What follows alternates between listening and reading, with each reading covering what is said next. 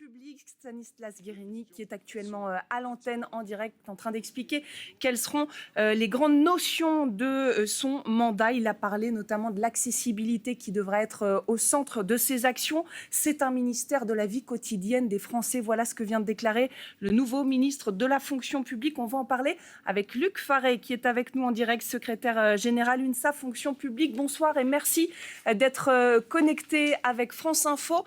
Votre première réaction, Stanislas Guerini, qui est votre nouveau ministre. Qu'est-ce que vous en pensez? Plutôt positif ou pas?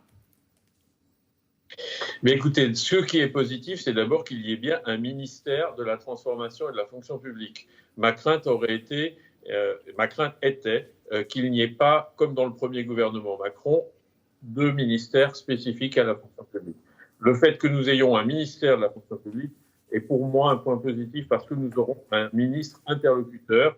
Et en ce moment, c'est un point essentiel parce que nous avons une urgence et c'est en ça que je vais attendre Stanislas Guerini, la question de la rémunération des agents publics, et il va devoir mettre en application la promesse du président de la République, le dégel de la valeur du point d'indice, qui est la base de la rémunération des agents publics. Et aujourd'hui, cette question est essentielle et indispensable. Donc je l'attends et je suis prêt à aller discuter avec lui très rapidement pour pouvoir aborder avec lui cette question de la rémunération des agents, mais pas seulement celle-ci, celle des conditions de travail des agents, celle de la qualité de vie du travail des agents, élément qu'il a évoqué puisqu'il a dit qu'il serait le ministre des agents publics, contractuels comme fonctionnaires. Et donc, en tant que représentant des fonctionnaires et des contractuels, je suis prêt à le rencontrer très rapidement.